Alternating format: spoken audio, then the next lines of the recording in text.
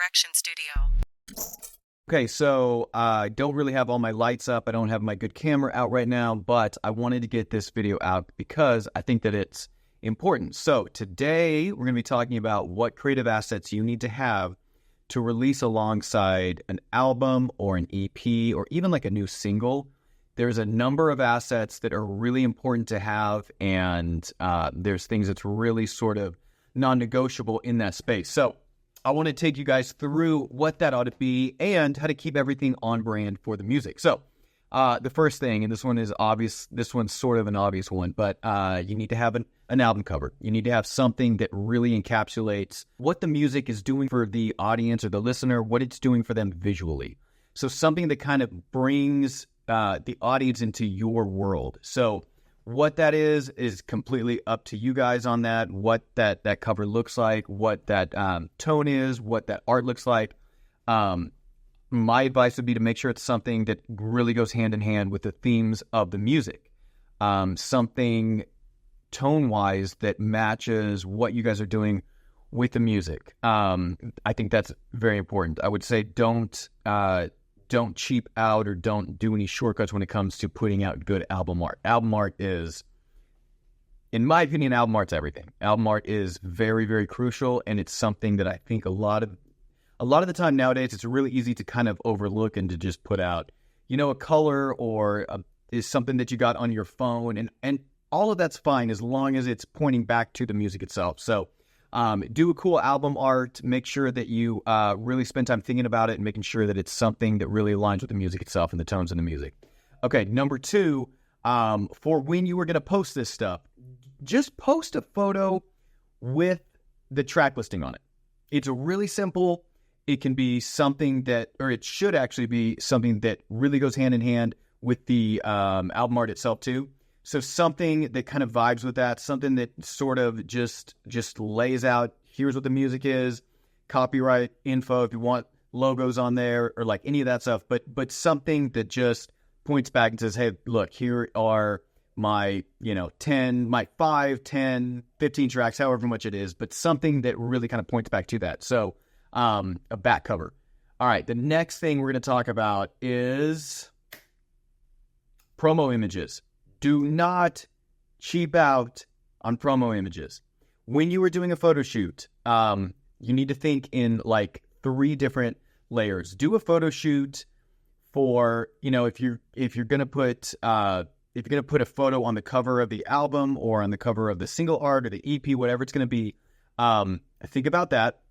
If you're not gonna use your own image on the cover, think about ways to extend the life of that shoot. I always tell every artist, do at very least when you're booking a photo shoot, do at least 3 looks. So you want to have something that, in terms of overall tone and vibe, matches kind of what you were trying to do with that album art, and what the music says and the tonality between that. You want there to be some type of alignment there. And that's really going to boil down to finding the right photographer, putting together like a really good lookbook, putting together references. But yeah, don't go the cheap route on that. Make sure that you find somebody, or, it can be a friend. It can be whoever can take the photos, obviously, if they're, if that's their thing and they're good at it. But really spend time thinking about how kind of all these elements align, how the new photos are going to align with the album art, how, everything down to like, what's it going to look like if this type of font's on it? What's it going to look like if this type of colors on it? What colors should, the clothing be? What colors should the wall behind the artist be? All of those things are very, very important. I think one thing that we should be thinking about anytime that we're doing a photo shoot is how to get as many looks out of one photo shoot as we can. So, again, you want everything to kind of be fluid in the sense that it vibes with the rest of the creative, but you also want to make sure that you have like select images that you can use for press and select images that you can use for DSPs like Spotify and Apple Music and all of these things. And then select images that you can use for album marketing itself. Also, when you guys are doing a photo shoot, plan to have somebody doing behind the scenes stuff. People love behind the scenes. I don't know why. I guess I kind of do. It's fun. It's like fun to be on set and to get like a little peek into like the artist's life and everything. People love that stuff. So, when you are creating all of this content, do not shy away from doing a behind-the-scenes look at the photo shoot, a behind-the-scenes look at the video shoot, and we'll get to all of that stuff later on. But you really want to give your fans, and even people who don't know you or the music yet, you want to give them a really good insight into kind of what your process looks like behind the scenes. And I think that it kind of makes an audience feel a little more special, a little more like they're getting a peek into your world. So double down on all of that stuff, lean into it. I think it's really important. All right. Number 4, lyric videos and visualizers. There's sort of a debate going on right now in the marketing world and the music industry about kind of do we need lyric videos? Do fans consume those? My thought on this is that we do need them. I think fans consume them in the sense as like background noise, and it's another way for you to kind of own the visuals and the creative that go along with your album. Now, it can certainly become expensive to, have to produce, visualizers and lyric videos for every song on an EP or album. Lyric videos, I think, like I said, you want to own the creative elements for it. You want to be able to sort of have your own stamp on what that looks like whenever it goes out. So, you want to make sure that it's the right fonts that were used on the album cover, or it's kind of similar things in terms of that overall creative. So, I still think lyric videos are important. I don't think they're as important as other things on this list, but I do think that you should have them. It should be part of like the rollout. Another thing too is like, it's really good to just have more content with your name on it, content that is on brand. So again, that goes back into that idea that yes, it's good to have lyric videos.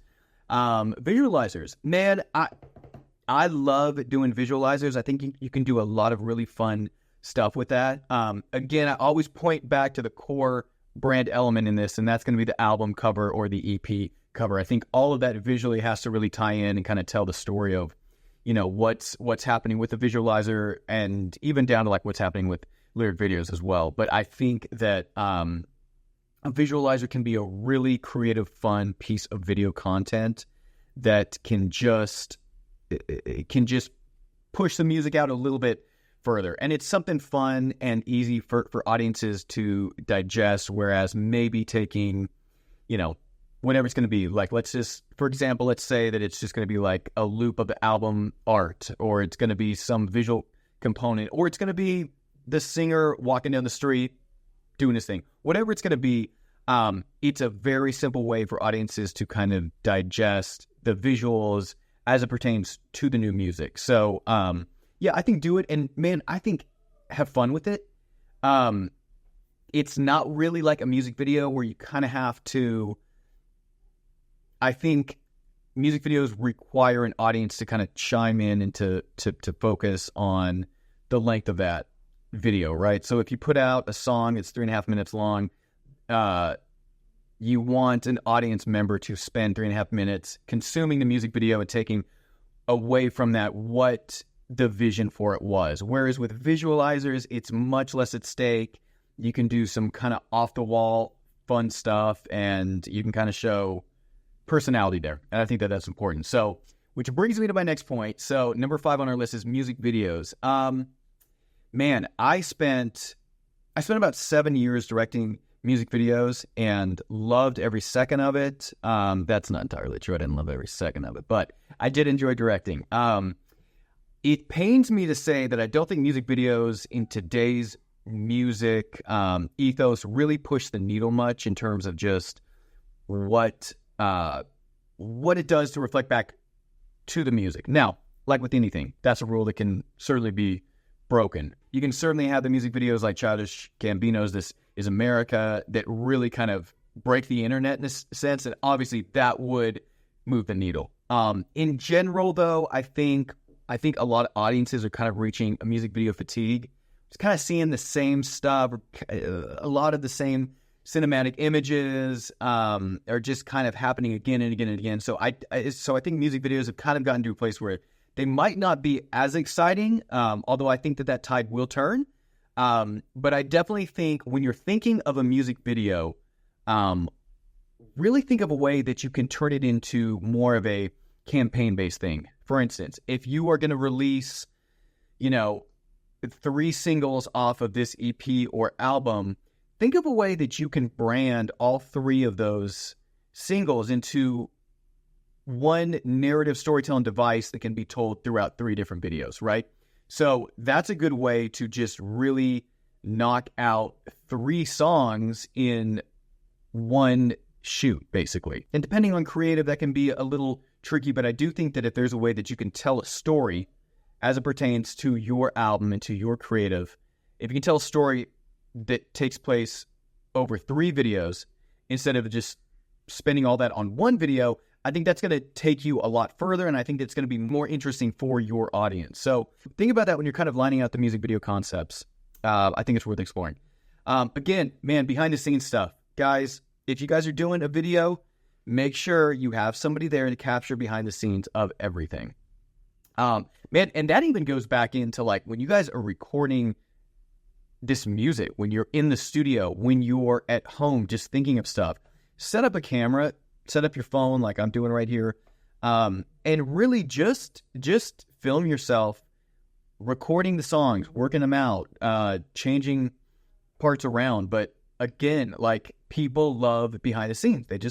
They love it. They just eat it up. It's just good content to have. So keep that in mind. All right. Next on our list is, of course, social media assets. Once this album comes out, do social media assets, again, on brand with everything. You should have, album cover, EP cover, and under that, release dates, any additional info, what DSPs it's going to be on. Chances are it's going to be everywhere, so that's not as important. But all right, so merch. I don't worry about being too on brand when it comes to merch. I kind of almost think giving it a little breathing room and letting the merch kind of become this sub brand of like an artist identity is kind of fun. So play around, have a good time with that. I wouldn't worry about, sticking on brand with that stuff too much. All right, musicians, listen up. If you guys are rolling out content, if you guys are putting out, marketing content, social media content, all of the content, all of the things, one place that I would advise you to check out is called detailcreative.net. Full disclosure, this is my company. And what I do is I work with different boutique agencies like record labels or management companies, and it's one price, and you get all of the content that you need for that entire management company's roster. So musicians, if you have a manager on board and you want to make sure that you are keeping up with all the content, lyric videos, visualizers, marketing assets, tour ad mats, merch, everything, check this out. It kind of brings all of this up that we as creative directors do to a really personal in-house level for management and record labels. So if that's anything that we can help you guys out with, hit us up, Evan at detailcreative.net. Let me know what you guys thought about this list. Is there anything that I'm missing? Is there anything that you guys do specifically with your music that you haven't really seen done as much? I'm always interested to know. So hit me up on Instagram at Evan Kaufman, EvanKaufmann, 2 N's at the end. If you guys like this video, please consider give me a thumbs up and subscribing to the channel. It definitely helps. And thank you guys. God bless you guys, and I'll catch you on the next one.